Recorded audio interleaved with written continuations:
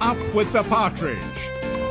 You're joining me, Alan Partridge, and Peter Baxendale, Thomas, of the Norfolk Farmers Union. Now, yesterday, I sort of trod in a rather large farmer's pat when I made some comments about intensive farming.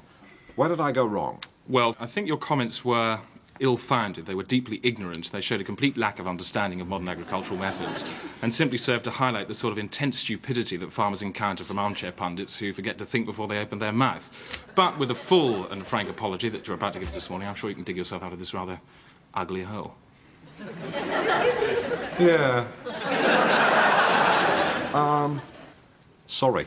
Have you got any requests? Anyone you want to say hello to, or...? Look, I'm just trying to say that when you make ignorant comments like you did the other day, you serve simply to alarm the public and to inflame the farmers, which is exactly what you've done. Why don't you just apologise and make it nice and Thought that'd fool you. You could talk the hind legs off a donkey, but your donkeys are probably born without hind legs because of all the chemicals you put in their chips. Alan, I don't have donkeys, and even if I did, I wouldn't feed them chips. This is exactly the sort of rubbish you came up with the other day when you talked about putting a spine in a bap. I admit that was a mistake. I shouldn't have said bap. Well, good. Well, that's a start. Well, no, I should have said baguette, because a spinal column would fit in a baguette. Listen, you've upset half the farmers in this community. You seem to alienate everybody you come across, including, I gather, your wife, which is why you end up living like some bloody tramp in a lay-by. It's a travel tavern. I don't care what you call your sordid little grief hole. It makes no difference to me. The fact is that an awful lot of my colleagues... Yeah, farmyard animals, yeah. You're talking about my friends. Yeah, I've probably got more friends than you've got cows. This is ridiculous. How many cows have you got? I've got 100 cattle. Yeah, I've got 104 friends.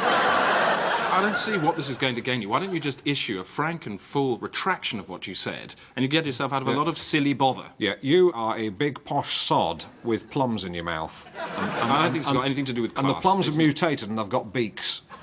Beaks? Yes, beaks. Have you got any more of this, or do you want to stop at quacking plums? No. You make pigs smoke.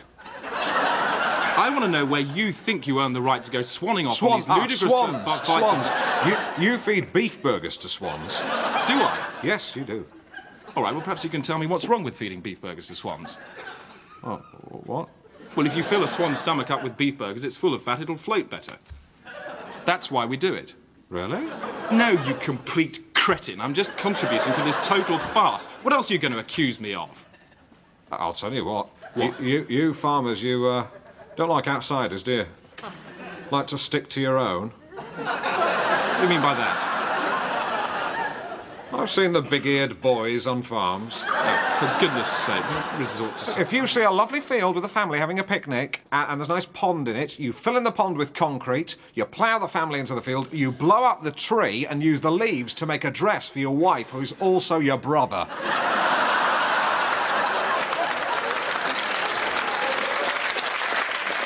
Have I got anything else to say here? Well, listen, I'll tell you what the point is. You have big sheds that nobody's allowed in, and inside these big sheds are 20-foot-high chickens because of all the chemicals you've put in them. And these chickens are scared. They don't know why they're so big. They go, oh, why am I so massive? And they're looking down on all the other little chickens, and they think they're in an aeroplane because all the other chickens are so small. Do you deny that? No. His silence, I think, speaks volumes. And basically, do you agree that everything I've said thus far is completely correct? Yes. Yes. And you also run over badgers in your tractor for fun? Yes. Yeah. Thank you, Peter Baxendale Thomas. This is Tapow. How did it go? Oh, up and down. Oh, more bad news, I'm afraid. The actress playing your wife can't do the filming today. Oh, why not? Well, she's got a part in the bill. She's playing a shoplifter. Well, that's quite good. Oh, well, we'll just have to think of something.